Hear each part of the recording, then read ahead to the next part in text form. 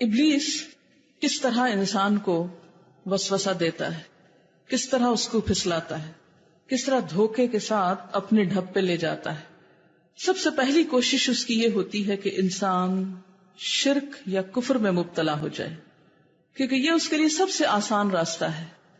اگر انسان اس میں مبتلا ہو گیا تو کیا ہوگا؟ انسان کے ہر نیک عمل خود بخود ضائع ہوتا چلا جائے گا. پھر اس کو فکر نہیں ہوتی کہ اب انسان نیکی کر رہا ہے یا بدی کر رہا ہے، بس شرک کر لیا اور اس سے بے فکر ہو گیا. کیونکہ شرک کے ساتھ لئن اشرکت لیحبطن عملک. اور آپ دیکھیں گے کہ دنیا میں اکثریت کا دین شرک ہی رہا ہے. دنیا کے کسی میوزیم میں چلے جائیں، مشرق میں یا مغرب میں کہیں چلے جائیں، آثار قدیمہ کی کھدائی کے دوران سب سے زیادہ نکلنے والی چیزیں کیا ہوتی ہیں؟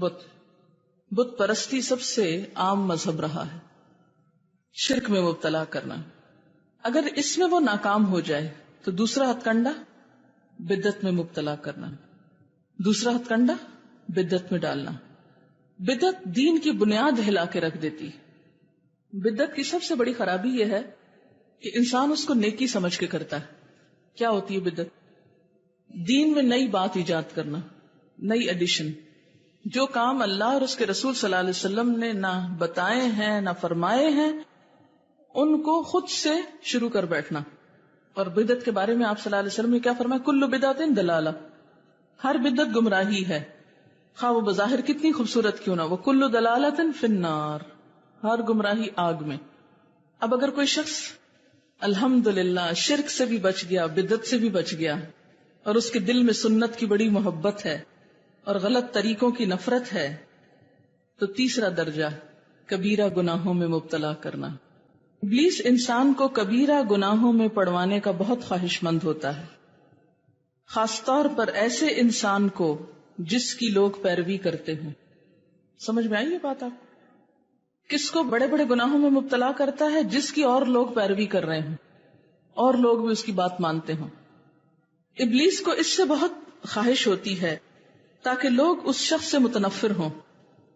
جو شرک اور بدعت سے بچ جاتا ہے اسے بڑا گناہ میں ڈالتا ہے تاکہ لوگ اس سے بدظن ہو جائیں اور اس کے گناہوں اور نافرمانیوں کو لوگوں میں عام کریں.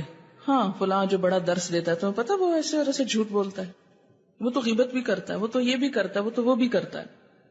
لیکن حقیقت میں وہ ابلیس کے معاون ہوتے ہیں اور انہیں اس چیز کا احساس بھی نہیں ہوتا جو اس طرح کی قابل نفرت باتوں کو مومنوں کے درمیان پھیلاتے ہیں. ان کے لیے دنیا اور آخرت کا عذاب ہے، خاص طور پر ایسی برائیوں کی تشہیر جس کے پیچھے مقصد خیرخواہی کے جذبے کی بجائے ابلیس کی معاونت ہو. یہ سب کچھ کرنے کا مقصد لوگوں کو اس عالم سے متنفر کرنا اور اس سے مستفید نہ ہونے دینا ہے تاکہ کوئی اس سے فائدہ نہ اٹھائے. اگر اس درجے پر ابلیس کسی بندے کو پھانسنے میں ناکام ہو جاتا ہے تو وہ چوتھے درجے یا صغیرہ گناہوں میں پڑوانے کی کوشش کرتا ہے. یہ گناہ اکٹھے ہو کر آدمی کو ہلاک بھی کر سکتے ہیں. اسی لیے آپ صلی اللہ علیہ وسلم نے فرمایا چھوٹے گناہوں سے ہوشیار رہو، کیونکہ چھوٹے گناہوں کی مثال ایسے ہے جیسے کچھ لوگ صحرا میں جاتے ہیں. اس کے بعد آپ نے حدیث سنائی جس کا مفہوم کچھ یوں ہے کہ ان میں سے ہر ایک لکڑی کی چھوٹی سے چھڑی ڈنڈی اٹھا لاتا ہے اور اس سے وہ بہت بڑی آگ جلا لیتے ہیں. چھوٹے چھوٹے گناہ اکٹھے ہو کے بہت بڑی آگ بن جاتے ہیں. ایک شخص چھوٹے گناہوں کا معمولی خیال کر کے کرتا ہے یہاں تک کہ وہ ان کو بے ضرر سمجھنے لگتا ہے. ایسا انسان جو گناہ کبیرہ کا مرتکب ہوتا ہے وہ تو انجام سے ڈرتا ہے، لیکن یہ تو ڈرتا بھی نہیں کہ چھوٹا سا گناہ ہے. بڑا گناہ ہو جائے نا تو انسان کو ندامت بھی بڑی ہوتی ہے، لیکن چھوٹے چھوٹے گناہوں پہ انسان دلیر ہو جاتا ہے. کیا ہوا؟ تھوڑی سی تو لیٹ ہوئی نماز، کیا ہوا جو آنکھ نہیں کھلی، کیا ہوا جو یہ باقی سب بھی تو یہ کرتے ہیں، اگر میں نے کر لیا تو کیا ہوا. چھوٹے چھوٹے گناہوں میں مبتلا کر دینا تاکہ وہ اکٹھے ہو کر اس کو لے ڈوبے. اگر بندہ اپنے آپ کو اس جال میں پھنسنے سے بچا لیتا ہے تو شیطان اس کے ساتھ اگلے درجے کی طرف پیش قدمی کرتا ہے. 5ویں درجے میں وہ ایسی چیزوں میں مصروف کرواتا ہے جو مباح ہیں، جن کے کرنے کا کوئی فائدہ ہے نہ نقصان. اس طرح بے فائدہ کاموں میں پڑھ کر اچھے کاموں کے لیے وقت ہی نہیں بچتا. کتنی زبردست بات آئی. پہلے درجے پہ شرک میں ڈالتا ہے، اس سے بچ نکلا. دوسرے میں بدعت، اس سے بھی بچ نکلا. تیسرے میں کبیرہ گناہ، اس سے بھی بچ نکلا. چوتھے میں صغیرہ گناہ، اس سے بھی بچ نکلا. اب کیا؟ ایسے کام کرواؤ جو جائز میں آتے ہیں، مباح میں، لیکن ان کا ثواب کوئی نہیں خاص، کوئی بہت مفید کام نہیں، اس میں اتنا مصروف کرتا ہے کہ پھر فائدہ مند کاموں کے لیے وقت ہی نہیں بچتا. یعنی انسان اپنے لمحات کی قیمت ہی نہیں جانتا، پھر کم اجر والے کاموں میں مصروف کرتا ہے، یعنی بڑے اجر کے کاموں کو چھڑا کے کم اجر کے کاموں میں ڈال دیتا ہے کہ کچھ تو ٹانگ کھینچو کہ آگے زیادہ نہ جا سکے. یہاں تک کہ شیطان انسان کو 70 اچھے کاموں کی دعوت دیتا ہے تاکہ اسے ایک برائی میں داخل کر سکے، یا ایسا کام کرا دے جس سے 70 نیکیاں ضائع ہو جائیں. اگر ان کاموں کی کسی دن بیٹھ کے خود لسٹ بنا لیں، آپ کو پتا چلے گا آپ کتنے غیر ضروری کام کر رہے تھے. کبھی ہماری ایک مووی بنا کے ایکشن ریپلے کر کے دکھائی جائے تو ہم خود شرمندہ ہو جائیں کہ یہ کر رہے تھے ہم. کبھی کبھی سوچا کریں کہ آخرت میں اس گھنٹے کو جب دکھایا جائے گا تو کیسے دیکھوں گی. اس وقت انسان سوچے کاش ایک لمحہ مل جائے کہ توبہ کر لوں. آج گھنٹے ہیں توبہ کرنے کے لیے لیکن احساس ہی نہیں. لہٰذا اپنے آپ کے لیے مفید کام تلاش کر کے رکھا کریں، ٹارگٹ پہ رکھا کریں، یہ کرنا، یہ کر کے چھوڑنا ہے، یہ کرنا ہے، یہ کرنا ہے، باندھے رکھیں. جب تک ہم اپنے آپ کو باندھیں گے نہیں نا، کام نہیں کر سکتے. پھر کیا کرتا ہے وہ کہ بعض اوقات انسان کو جب دیکھتا نا بڑا ڈٹرمنڈ ہے، نیکیاں کرتا ہے، کہتا کرتے جاؤ کرتے جاؤ، 70 کر لیتا نا، ایک ایسا کام کرا تھا سب ضائع کر دو. ایک دفعہ دعویٰ کرو واہ میں نے یہ کیا وہ کیا وہ کیا وہ کیا، سب ضائع. ریاکاریاں کروا کے، دکھاوے کر کے، بڑی بڑی بڑکے مار کے انسان سب کیا دھرا ضائع کر کے بیٹھ جاتا. لکھتے ہیں کہ اس چیز کو اللہ کی طرف سے ملنے والے نور کے بغیر نہیں جانا جا سکتا. یعنی شیطان کے جو ہتھ کنڈے وہ وسوسے ہیں نا، وہ گزرتی ہوا کہاں سے پتہ چلتی سرسراہٹ سے. ایسا نور جو وہ اپنے بندے کے دل میں ڈالتا ہے.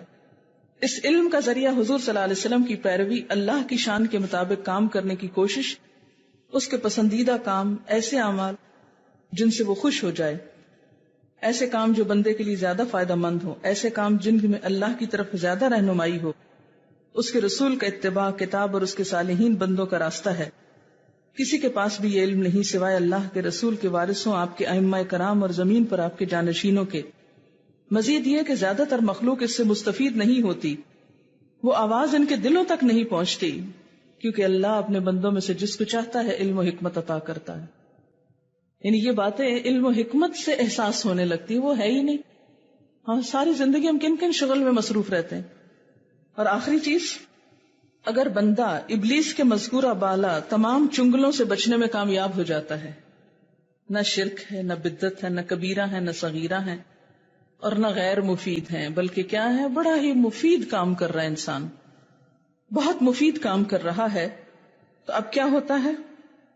تو ایسے بندے پر وہ اپنے جنوں اور انسانوں کی ایک جماعت کو لگا دیتا ہے، اس کا پیچھا کرو. اب میں تو ہار گیا، تم سب مل کے اس کا پیچھا کرو، جو اسے مختلف قسم کے نقصانات پہنچانے کی کوشش کرتے ہیں.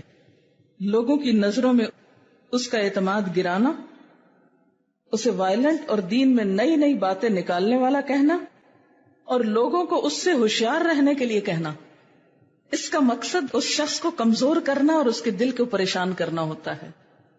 اس طرح کے ہتھ کنڈے استعمال کر کے ابلیس اس شخص کے خیالات الجھاتا اور پریشان کرتا ہے، اور لوگوں کو اس سے فائدہ نہیں اٹھانے دیتا. ظاہر ہے اگر روز آپ ایک نئی بات سن لیں، روز ڈپریشن میں پڑے ہوئے ہوں، آپ کہاں سے کوئی اچھا کام کر سکتے؟ آپ کا دل تو غم سے بھرا ہوا ہے، کیسے کوئی نیکی کی بات نکلے؟ تاہم ابلیس اس کے خلاف جھوٹ کے محافظوں، جنوں اور انسانوں کی سرتوڑ مدد کرتا ہے. اس طرح مومن موت تک جنگ کی حالت میں ہوتا ہے. جب کبھی وہ کمزور پڑتا ہے، اسے نقصان پہنچایا جاتا ہے یا قیدی بنا لیا جاتا ہے. اس طرح مومن جہاد کی حالت میں رہتا ہے یہاں تک کہ اللہ سے جا ملے. وآخر دعوانا ان الحمد للہ رب العالمین.